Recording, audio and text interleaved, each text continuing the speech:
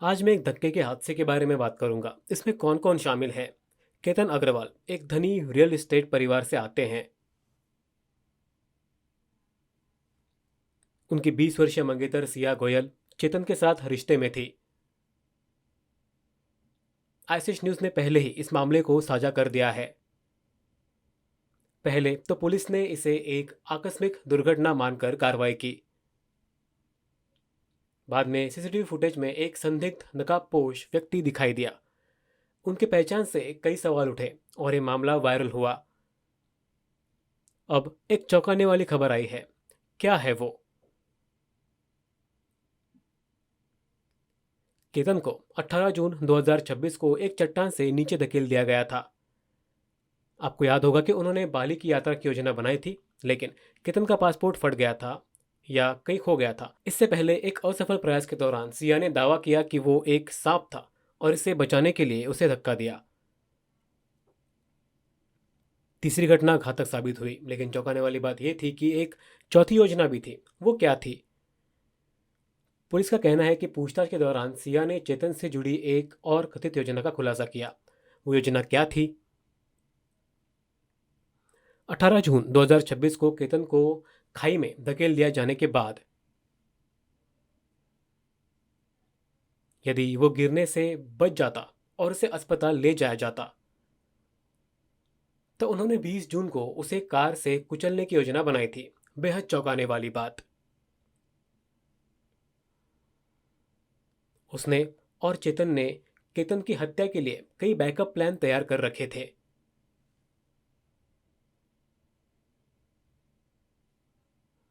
सिया ने योजना के बारे में कबूल कर लिया। हालांकि खाई में धकेले जाने के बाद केतन की मौत हो गई। हालांकि चेतन की और भी कथित योजनाएं हैं, लेकिन उन्हें पहले सार्वजनिक नहीं किया गया था। केतन के पिता विशाल अग्रवाल ने कहा, दोनों परिवार एक दूसरे को 35 वर्षों से जानते थे और उन्हें कभी कोई संदेह नहीं था। केतन ने अपने पिता को बताया था कि वो 14 जून को सिया के साथ लोहगढ़ किले की यात्रा करने की योजना बना रहा है।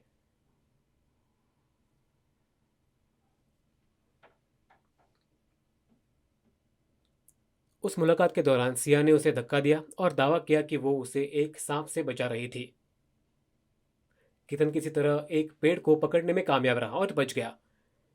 केतन की प्रतिक्रिया को लेकर रिपोर्टें अलग अलग हैं। एक रिपोर्ट के अनुसार केतन ने सिया को धन्यवाद दिया, उसे गले लगाया और उस पर पूरी तरह से भरोसा जताया। एक अन्य व्यक्ति का कहना है कि उसे संदेह हुआ और उसने अपने पिता को घटना के बारे में बताया और कहा कि सिया का दावा था कि ये एक सांप की वजह से हुआ था।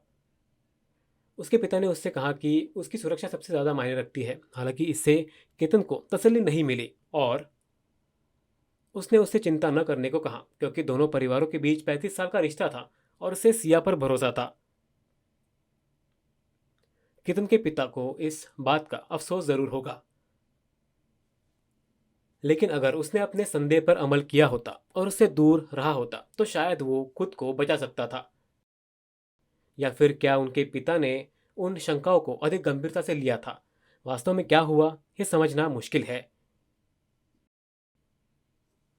विभिन्न रिपोर्टों में घटना के अलग अलग विवरण दिए गए हैं। अब पुलिस को कैसे पता चला कि केतन को खाई में धकेला गया था? दिलचस्प बात यह है कि केतन के खाई में गिरने के तुरंत बाद सिया ने केतन के परिवार को फोन किया। उसने उन्हें बताया कि उनका बेटा, जो उसका मंगेतर है, गिर गए हैं और उसे नहीं पता कि क्या करना है। केतन का परिवार तुरंत घटनास्थल पर पहुंचा। राहगीर भी वहां जमा हो गए। स्पष्ट नहीं है कि वहां मौजूद लोगों ने या किले के अधिकारियों ने पुलिस को सूचना दी थी या नहीं। जब पुलिस घटनास्थल पर पहुंची तो एक महिला पुलिस अधिकारी ने देखा कि केतन अभी भी जीवित था।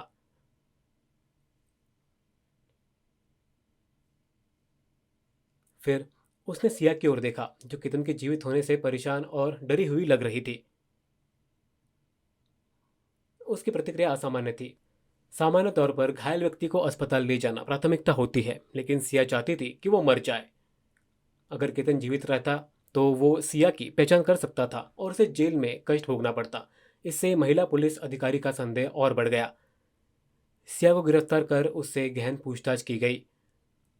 पुलिस की जांच में पता चला कि सिया और चेतन 1 साल से रिश्ते में थे। उनके बीच 2000 से अधिक कॉल का आदान प्रदान हुआ था। इससे पहले सीसीटीवी फुटेज में भी उन्हें पुणे के कैफे में कई बार मिलते हुए देखा गया था। वे केतन को मारने की योजना पर चर्चा करने के लिए मिले थे।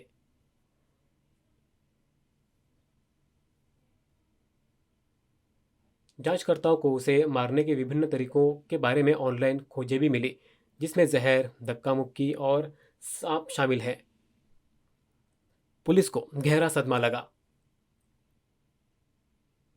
जेल में चेतन ने हत्या की योजना बनाने का आरोप सिया पर लगाया। सिया ने इसके लिए चेतन को दोषी ठहराया। पुलिस का कहना है कि दोनों बराबर रूप से जिम्मेदार हैं। सिया के भाई साहिल के करीब 10 घंटे तक पूछताछ की गई।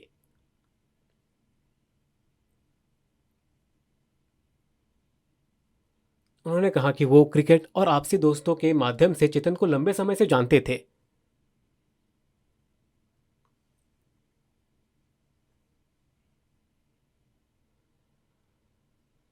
सिया के कई रिश्तेदार चेतन को जानते थे क्योंकि वे एक ही समुदाय से थे।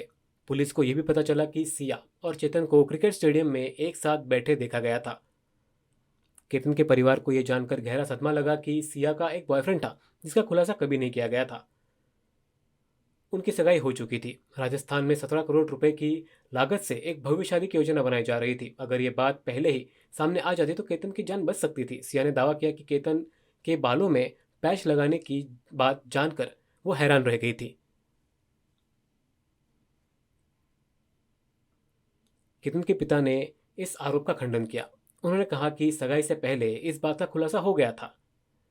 केतन के बारे में व्यवसाय और बालों के पैच सहित सभी विवरण साझा किए गए। सिया को अंधेरे में नहीं रखा गया था। सिया की सहमति के बाद ही सगाई को अंतिम रूप दिया गया था। सिया ने यह भी कहा कि वो केतन के लिए भावनाएं विकसित नहीं कर सकती। उसने उससे शादी रद्द करने को कहा। केतन ने इनकार कर दिया। उसने उससे कहा कि उसे सगाई से पहले ही मना कर देना चाहिए था, न कि सहमत हो जाना चाहिए था। नवंबर में होने वाली 17 करोड़ रुपए की शादी की योजना बन चुकी थी। अब उनका इनकार करना अनुचित है क्योंकि रिश्तेदारों को भी सूचित कर दिया गया था। मामला और भी ज़्यादा उलझ गया। सिया के माता पिता ने अपनी बेटी का बचाव नहीं किया। इसके बजाय उन्होंने सार्वजनिक रूप से उसे अस्वीकार कर दिया। उनके पिता ने अस्पताल के बिस्तर से ही मीडिया से बात की। सिया का समर्थन करने के बजाय उसने उसे अस्वीकार कर दिया। उन्होंने त्वरित सुनवाई की मांग की। यदि सिया दोषी पाई जाती है तो उसे मृत्युदंड दिया जाना चाहिए। इसके बजाय वो चाहता था कि सिया को भी वही क्रूर मौत मिले जो केतन को लोहगढ़ के किले में मिली थी। सिया की मां ने उनके विचारों से सहमति जताई। दोनों अभिभावकों में से किसी ने भी सहानुभूति नहीं दिखाई। चौंकाने वाली बात है। पुलिस सूत्रों के अनुसार हैरानी की बात यह है कि सिया ने पुलिस लॉकअप में रहते हुए बियर मांगी थी। पुलिस को आश्चर्य हुआ और उन्होंने उसकी मानसिक स्थिति पर सवाल उठाए क्योंकि वो लगातार बियर पीने पर जोर दे रही थी। जांच के दौरान पुलिस को पता चला कि सिया कक्षा 12 में फेल हो गई थी। सिया को शराब की बुरी लत थी। उसके एक ही समय में कई पुरुषों के साथ संबंध थे। वो जवान थी।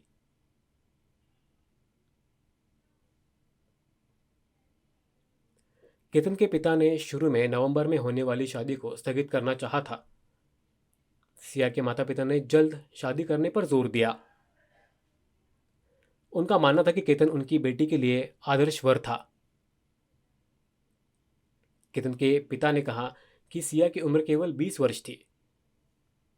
वह पहले सगाई कर सकते हैं और बाद में शादी कर सकते हैं। सिया के माता पिता ने जल्द शादी करने पर जोर दिया। बाद में वही फैसला केतन के लिए घातक साबित हुआ, दिल दहला देने वाला। केतन के परिवार ने भी सिया के असामान्य व्यवहार को नोटिस किया। उसने पश्चाताप का कोई संकेत नहीं दिखाया। पुलिस सबूत जुटा रही है। 28 जून को पुलिस ने सिया और चेतन को हिरासत में ले लिया।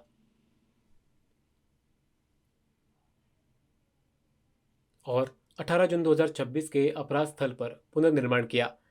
पुलिस ने पुनर्निर्मित दृश्य की तुलना एकत्रित किए गए सभी साक्ष्यों से की। चौंकाने वाली बात यह है कि 18 जून को केतन को खाई में धकेलने से पहले सिया और चेतन ने पहले ही इसका रिहर्सल कर लिया था। सिया और चेतन इससे पहले लोहगढ़ किले का दौरा कर चुके थे। उन्होंने उन स्थानों का पता लगाया जो घातक साबित हो सकते हैं। जगह मिल जाने के बाद उन्होंने योजना का पूर्वाभ्यास किया।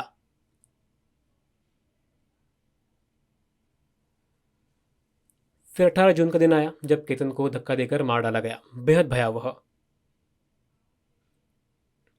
दिलचस्प बात यह है कि सगाई के बाद केतन के पिता को संदेह होने लगा था। उसने गौर किया कि सिया हमेशा अपने फ़ोन पर किसी न किसी से बात करती रहती थी। उसने उसकी कम उम्र को देखते हुए उसे नज़रअंदाज कर दिया। बाद में उसने उसे चेतन नाम के किसी व्यक्ति से बात करते हुए सुना।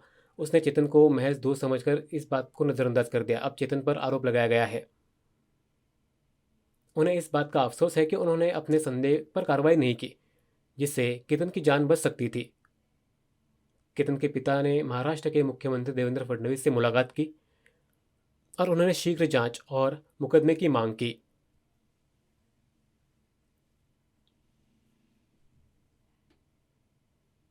फडणवीस सहमत हो गए। महाराष्ट्र सरकार ने इस मामले में वरिष्ठ वकील उज्ज्वल निकम को भी नियुक्त किया है। वो 2008 के मुंबई हमलों में शामिल आतंकवादी अजमल कसाब पर मुकदमा चलाने के लिए प्रसिद्ध है। मामले की त्वरित सुनवाई सुनिश्चित करने के लिए उज्ज्वल निकम अभियोजन पक्ष का नेतृत्व करेंगे। हालांकि सिया गोयल के वकील ने इस बात का सबूत मांगा कि उन्होंने केतन को शारीरिक रूप से धक्का दिया था। पुलिस का मानना है कि उसने ऐसा किया, लेकिन उसके वकील ने तर्क दिया कि इस विशिष्ट कृत्य को अदालत में साबित किया जाना चाहिए। वकील ने कहा कि इस बात के सबूत हैं कि सिया और चेतन हत्या की साजिश रच रहे थे।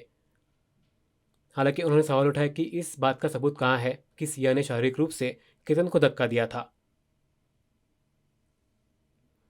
क्या सिया गोयल को दोषी ठहराया जाएगा? यही सबसे बड़ा सवाल बना हुआ है। इस बीच चेतन के पिता ने सभी आरोपों से इनकार किया। उन्होंने कहा कि उनका बेटा दयालु है, विनम्र है और उसका पूरा ध्यान अपने व्यवसाय पर केंद्रित है। इतनी गर्मी में भी चेतन ने घटनास्थल पर हुडी क्यों पहन रखी थी? सभी सबूत उसे इस घटना से जोड़ते हैं, इसलिए उसे गिरफ्तार कर पूछताछ की गई। इसके बावजूद सिया गोयल के वकील लगातार इस बात का सबूत मांग रहे हैं कि उन्होंने केतन को धक्का दिया था।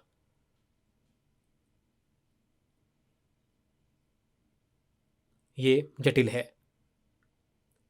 सिया को बरी किया जाएगा या उसे कड़ी सजा दी जाएगी, ये एक बड़ा सवाल बना हुआ है। केवल समय बताएगा।